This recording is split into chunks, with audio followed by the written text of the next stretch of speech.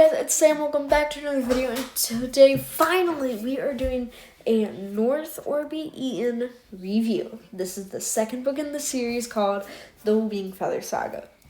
So basically, this book takes place right after the first one. Pete the Sockman, which he has a new name called Artham. Tink, who also has a new name called Kalmar. Janner, Lily, and Nia, and Poto, and Oscar have all been in their house, and they need to get to for the Shining Isle. So they go through a lot of stuff. Nugget, who's the dog, actually does die by a group of fangs. Zuzab, I think, to my knowledge, he dies. Oscar gets really hurt and almost dies, but he stays alive. Thank God, because Artham is able to revive him, which is really good. And eventually Artham gets captured, which is kind of worrying. And then they all find out about these group of people called the Stranders. Kalmar and Janner grow really close to this girl named Marilee, and also her father Claxton. But then later in the book, they all get separated as Kalmar also gets captured, as well as Marilee. Claxton goes somewhere else. Janner gets brought to the Fork Factory, which is where the black carriage takes you. And it's really exciting. And, oh yeah, I forgot to mention, the person who I kept calling Granadorf in number 1, that's not his name. His name's Commander Norm. I got confused with a different character, but his name's Commander Norm. So anytime you hear Granadorf, just remember that's not his name. His name's Commander Norm.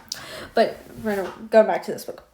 Marilee is one of my favorite characters, and I love her role throughout the series. It's a really good role. Whenever I do the review for the 3rd and 4th one, you'll see how much I love her character. But then while Janner's at the Fork Factory, we get to see another character that we have not seen in a very long time, and that is Sarah Cobbler back in the flesh. And Sarah Cobbler's there. She helps Janner escape from the Fork Factory. He escapes, not her, though, and it's kind of sad. We'll learn more about Sarah Cobbler in the 3rd one. But Janner runs off. He runs into Nergawog, who is Marilee's grandmother, and Nergawog tells him where he is. He actually runs back into Marilee. He and Marilee go back to the Shining Isle. They finally make it there. They send a note to Kalmar, and Kalmar finds his way back there. Then Gammon, who is the Florid Sword, who is also a very cool character, they have this huge fight with the Fangs, and my gosh, this is one of the biggest and funnest battles yet in the Wingfeather Saga. It was a fun battle, and what I love about this battle, this is what made Gammon adopt Marilee, which I love. I love that part. It's one of my favorite battles of all time. This battle also made Lily much more important, and yeah.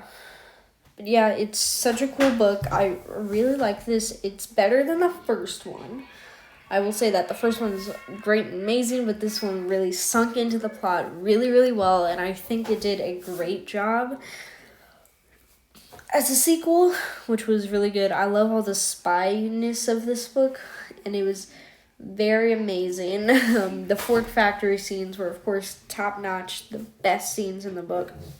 So I think I give this a solid 9 out of 10. It was very, very good. I didn't like the beginning of it, because the beginning of it with the Mighty River Blap and Pete's Castle was, I feel like it went on a little too slow. And I wish it went on a little faster pace to keep it more exciting, but sadly it didn't. It did kind of bring in the plot for the 3rd book, actually a little earlier than what it was supposed to be, which is very interesting. And I've never seen a book do that before, so that is actually kind of cool. But this was just a really, really fun book, and I really think y'all should definitely read it. It's so good. And yeah, the 3rd one, Monster in the Halls, is also very good. We'll explain that more on a different video. But the twist of Gammon being the Florid Sword, never saw it coming. I was not expecting it. I think if anybody was being the Florid Sword, I thought it was going to be Joe, who is the innkeeper for Oscar.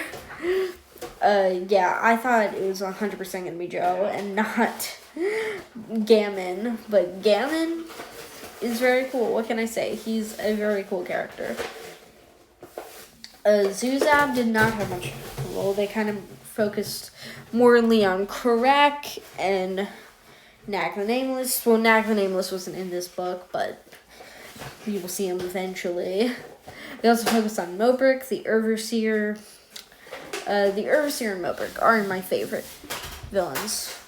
They're very good villains. Karak and Nag and Bonifer might be good, but they're not good enough. And also Commander Norm and Slarb, they're very good, but I think these characters better.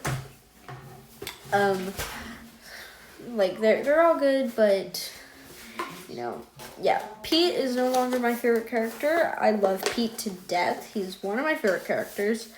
But I think Marilee and Ganon really hit the spot for me.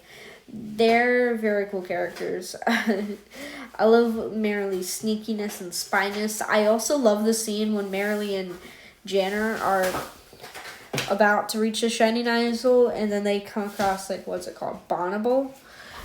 Abominable, and Janner's like, we need to form a plan. We need to do this. And he's like, we don't need to form a plan. And then Janner's like, yes, we do.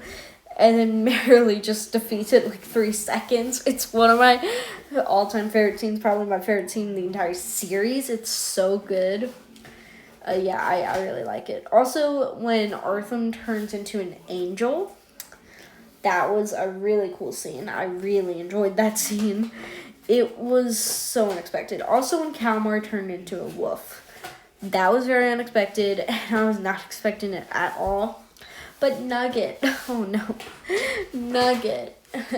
Nugget dying was a very hard scene.